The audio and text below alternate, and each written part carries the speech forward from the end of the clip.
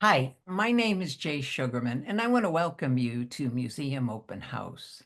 This ongoing series features and highlights many of the outstanding museums and other cultural institutions. The main purpose of most programs is to inform viewers about current and upcoming exhibits, various programs, resources, and other opportunities that are available for the general public. Today, via Zoom, we're fortunate to have as our guests Marla McCleod, Julia Martorell, Anthony Peyton Young, Whitney Harris, Kimberly Love Radcliffe, and Perla Mabel, all of whom are associated with the extremely engaging and thought-provoking exhibition entitled Weaving an Address, which is on display at both the Umbrella Arts Center's Allie Kussin Gallery and outdoors at Brister Hills in nearby Walden Woods. Marla, Anthony, Whitney, Kimberly, and Perla are all highly accomplished artists whose work is on display, and Julia serves as the visual arts manager at the Umbrella Arts Center. Marla was also the curator of Weaving an Address, which features site-specific work by 8 prominent Black artists combining sculpture, fiber art, installation, and live performance, inspired by little-known experiences of historical Black inhabitants of Concord and its Walden Woods. During the program, we'll be finding out why and how the exhibition came about. We'll go on a behind-the-scenes tour and in the process come to better understand and appreciate the often overlooked histories of Black individuals who lived in the region, fostering a deeper understanding of the area's diverse heritage.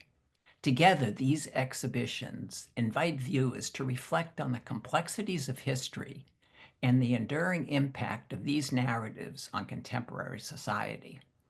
Let's start by meeting our guest and then hearing all about Weaving an Address. Welcome. So delighted you're all able to be here. You know, last week I had the wonderful opportunity to visit both of the exhibitions, learn so much, eager to find out more and have you inform viewers. Marla, to that end, would you please start by sharing why and how the exhibition came about, please? Absolutely. It's actually really interesting. No one sitting here right now was on the exhibition when it began.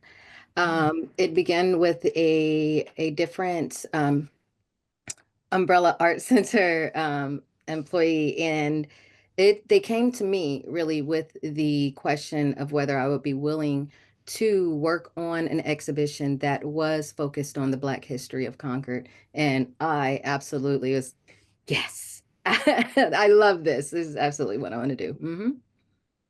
How did you approach selecting the artists for the exhibition? That part was actually pretty easy for me. It was going through the artist first. There is the part where it is a Black perspective. And then for the content, I knew that I would have research available for them. And it was a way to have the artists be able to respond to the information that they receive. So in selecting those artists, it was really looking at people who really give a wide perspective on the Black experience in general. So that's what I was looking for, and got a great group of people to join. Oh, most definitely, most definitely. I mentioned Brister Freeman in the introduction or Brister's Hill. Could you share a little about his background and how it relates to the overall exhibition? Absolutely. So Brister was Okay. a former Concord resident, right? A Black man. But he used to be enslaved in that space. He went on to fight in the Revolutionary War for Concord, in which he gained his freedom. He was also able to get with Charlestown Eddies to secure some land. And much like history moving forward, right? We can see things like this happen, but he lost his land to taxes. And from there, the story of Brister and his family gets it becomes a bit darker, right? And so you begin to see what happens when people's needs are not met within a space. And the family, I believe there are some Freemans that may have existed, well, that did exist outside of Concord. They ended up moving out, but most of Brister's family ended up perishing in the Walden Woods. Mm, mm.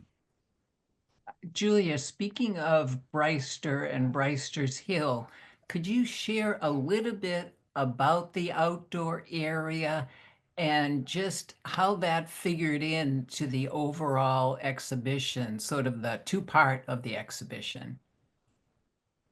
Sure. So I think what we really want to emphasize is that this exhibition is site specific.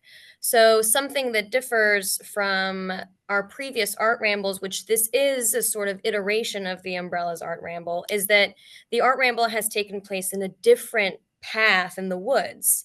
But for us and for this exhibition, the location is a central point of understanding, of research, of inspiration and empowerment. So we wanted to locate the ramble and the outdoor part of the exhibition on Thoreau's path on Brister's Hill to highlight that while Thoreau never inhabited these woods, the path is named after him, while also being named for Brister Freeman, who did inhabit these woods, who did live there, who did try to work the land, which was not a very viable land to live off of, which is a big reason why him and his community were sent to the Walden Woods Mm, because the citizens of Concord knew that they weren't going to be successful in producing agriculture and a livelihood. So we really want to highlight that this is the land that we are exploring. This is the land that we want to bring these historical figures back to life in because this is where they were, and sort of reclaiming that space away from Thoreau and saying he did not live here. He knew about Brister Freeman. He knew about the people in the Walden Woods, but this land holds the memory and the lives of a completely different group of folks. So this is why we focused on this specific path, on this part of the woods, and why the exhibition is living right here in Concord, and why it could really only exist in this space. It's about mm. this history, it's about these people, and it's about the future of this community and how it will react to its history. Wonderful, wonderful. Before we step right in and appreciate some of the artwork, Julia, were there any logistical or conceptual surprises during the installation on this part? Absolutely. And we didn't encounter them while we were installing because Marla really managed the installation of the outdoor. And so they were all out there climbing in the ladders. Our ladder is still out in the woods just in case we need it. But something that we're really thinking about now is we've installed before spring bloomed. How is the exhibition going to change once the trees start growing their leaves again? How is, Mm, especially in the reflection circle, that tree with the ceramic jugs, how, they're placed now. How are we going to have to sort of shift them so they come a little bit, away from the leaves and things like that? So we installed right before spring bloomed, and the exhibition will go through the summer and into October. So it'll see the leaves come in and then it'll see the leaves fall out. So that's something that we're currently thinking about, as well as the signage and making sure that people know where to look for the artwork because it wonderful. is it is hidden a little bit, so you do have to look for it. Definitely, definitely. I can attest to that. As we step right in, Marla, could you share a little bit of the image we're seeing here, Ife Franklin's slave cabin and your piece, Love and Belonging, the sculpture? Just a quick word of what greets us as we enter the Ramble. Actually, that's perfect because we do have a procession scheduled for this cabin on June 14th. Mm, And that procession will begin at Ife's cabin and will extend all the way back and go through the exhibition and end at Anthony's bottle trees, the ancestral remembrance piece, right? But Ife's cabin, Ife comes in, she has the cabin built, and then the main portion of that is that activation of it when she does come in to do that procession on the 14th. I believe that Ife will also offer the opportunity for community to add their own thoughts onto the actual cabin itself as well. Wonderful, wonderful. And we'll hear of some of your other contributions, Marla, shortly. And as we make our way down the path, one of the first pieces, maybe the first that greets us up in the trees, is Aquay Homes bird cages. Um, Either Marla, Julia, just a brief word. I know Aquay isn't here, but just a brief word of her piece. I'll go ahead and hit on that one. Echoa Holmes created Oh. two birds cages, and I know that one of them is the ancestral bird cage, and that one holds I believe that is the one that holds the imagery within it as well. The cages are assemblages. Echoa does a lot of assemblage, and so there are very particular items which are placed on and within the cage. Um, one of the cages has been left open so that the birds do have a chance if they desire to go in and relax as well. I thought that was awesome. Nice, nice. Well, we're going to continue in the trees and move on to hear you, Anthony, to explain your installation here, Bottle Tree. Would you share how that relates to the overall exhibition, what you intended, and just how you went about assembling things? So, for the piece, the title is Eternal Presence, Ancestral Remembrance, and it's in Remembrance Circle. I knew for the traditionally I work in painting, drawing, and I've recently started working in ceramics. So I knew for the outdoor exhibition that I wanted to work with something that I knew would last outside. So the first thing I thought was to maybe do an installation in ceramics. And this is the first time I've ever done like an outdoor installation. So I was really excited for that. And so for the piece, I thought about like the history and all the people who were in the area, from Brister's family and others who were individuals that lived and maybe also passed away in that area. And traditionally, I was thinking of like face jugs. That's something I've been making a lot lately in my personal work. And so I was thinking of a way to combine that with the outdoors. And so I thought of doing like a haint tree. Traditionally, a haint tree would be like with the blue bottles. And usually in the deep south, we'll see those as something to like clear out negative or evil spirits and energies, and face jugs being something that would kind of also create like a spiritual protection based on the people. So for each of the jugs are based on inhabitants as well as like Black activists, Black queer activists, me being a Black queer individual and thinking of them and their legacy of other Black individuals going on throughout life. So I made about like 90 jugs all Wow. together. Each of them are like a little individualistic. There are some that specifically have names under them, and then there are others that are just kind of made in a mass and using different variations of blue. And thinking of blue like paint blue and like blue as like a color of like kind of like a spiritual protection. So it's like trying to create like a spiritual energy that will really be kind of welcoming and allow people to have like that kind of peace and relaxation. Hopefully draw people into the exhibition to really have like a clear mind. And I mean, it was really hard to kind of install them all. I think in one mind you think like, oh, this would be super easy just hanging them, but like tying them to the trees. Thank God I had like Marla and so many others, Nia, Perla, to help me, because it really took a lot of people to help me, and Marla helped me a lot too. Thank you very much. Very interesting for sharing eternal presence, ancestral remembrance. And moving on, Perla, your piece in combination with Nia Holly, could you share what you two have created, please? Yes, definitely. And just in advance, you might hear a little whistle in the background. It's my dog whining. Um, but I had the lucky opportunity to join the exhibition really late in the game, which definitely impacted how I went about this outdoor installation. It's actually one of my first outdoor installation pieces as well, and something I've been looking forward to getting to in my artist practice.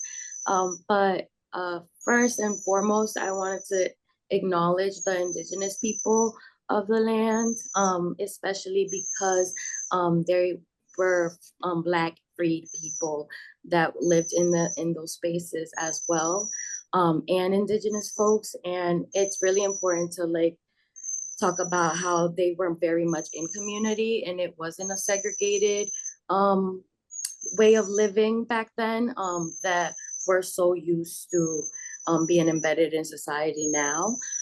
So that was really important to me, which is why I invited Nia Hawley to collaborate with me.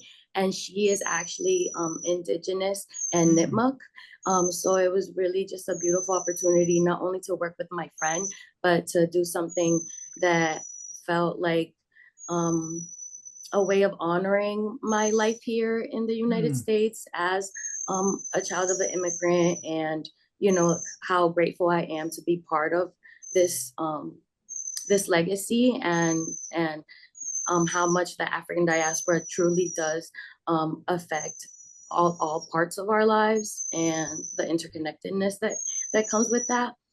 So our project is called Map and Reflections, and we were really thinking about how people enter spaces and um, don't don't always think about how they disrupt spaces, right? And it's like thinking about how we we change things when we interact with them, and they change us.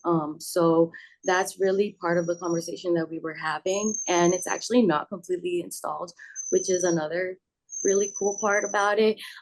So it's growing as time progresses, and it's basically inspired by quilting, basketry, braiding, water routes, and star navigation, all things that lead back to how we have been able to preserve our histories and narratives throughout time. So yeah, so it's basically going to keep growing. Well, thank you very much. And I know there's the ladder still out there, so you'll be able to add to it whenever you're ready. We're going to move on and back to you, Marla.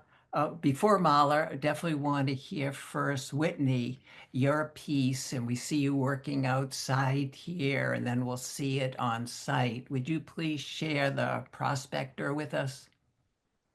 Sure, thank you. The title came after I made the work. I was thinking about labor and just work being the fundamental relationship that we have with the earth itself, with the environment.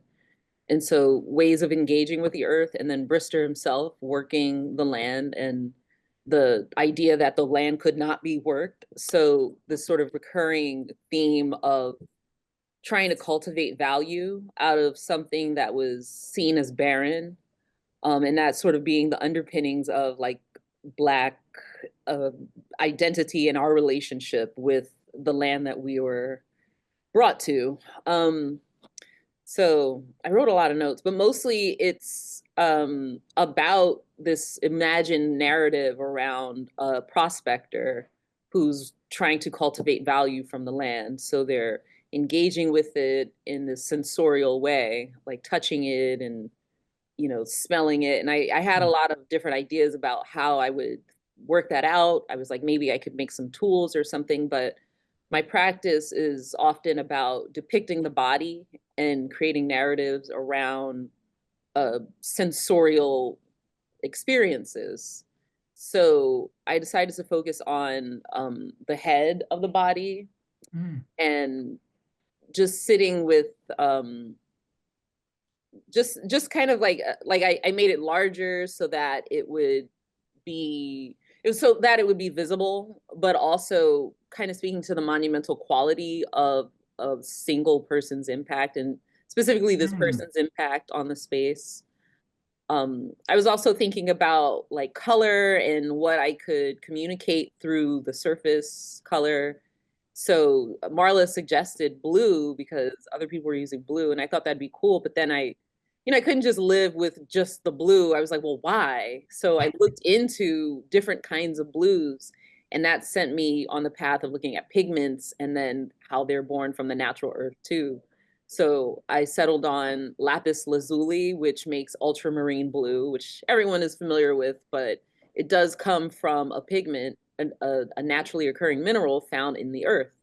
And so the symbolism that that carried, but also the color itself and that historical relationship with the color, with the mineral, with the work used to bring it out into life. So I was trying to find different threads of connecting to this person's body and then locating it in the space, and thinking of the object as kind of being a structure that delineates a home, that delineates like a base itself.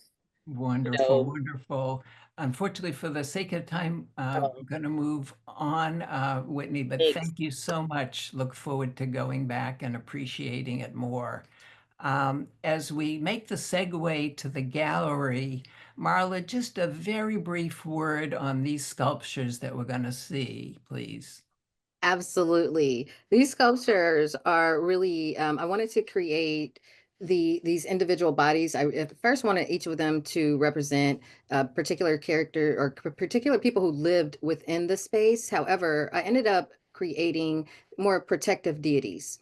And thinking about what sort of protection would the people who existed in this space need, I always revert back to Maslow's hierarchy of needs, but not quite Maslow's source, which was the indigenous version, which also includes community actualization. So we have a mannequin for each of those levels: physiology, all of the things, safety and self-actualization, community actualization.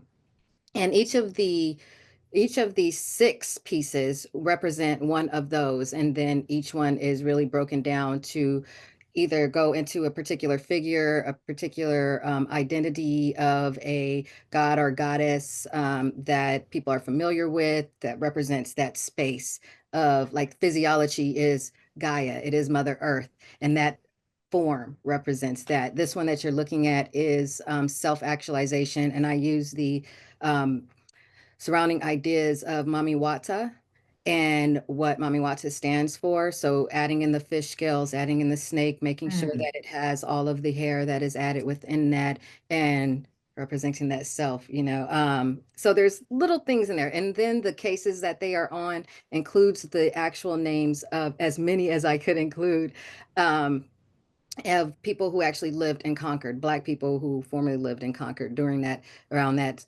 revolutionary period. Thank you. We're going to move on and introduce the gallery with this wonderful short video, and then we'll hear from Kimberly.